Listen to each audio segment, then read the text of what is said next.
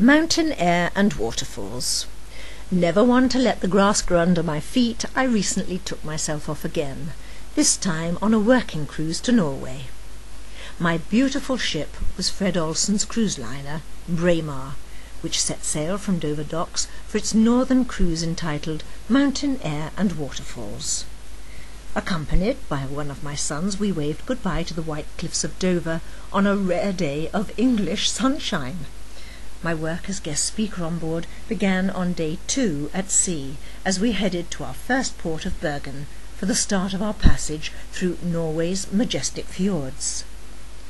Bergen is Norway's second largest city and the gateway to the fjords.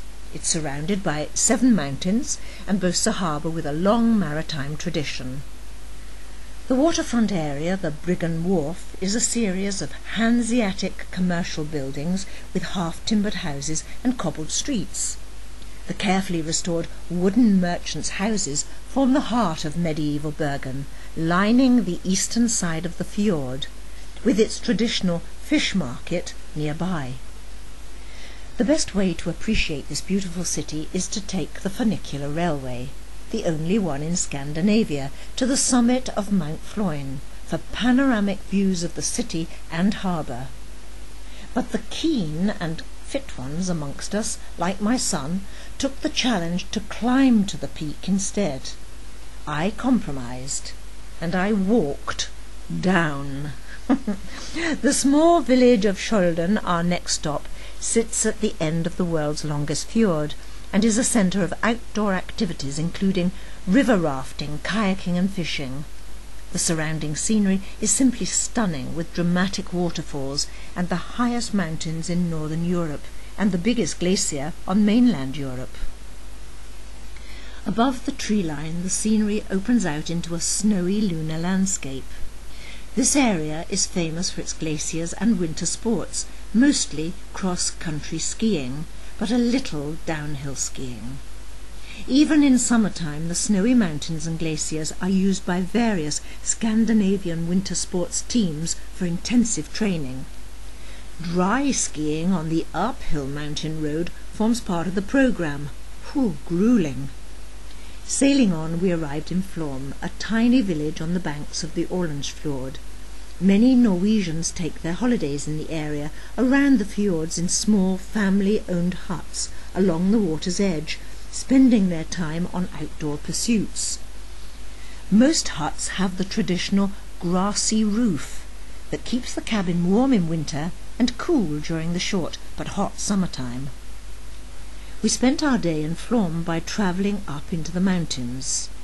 The area around Åland is better known as Norway's Grand Canyon, spectacular, wild and rugged.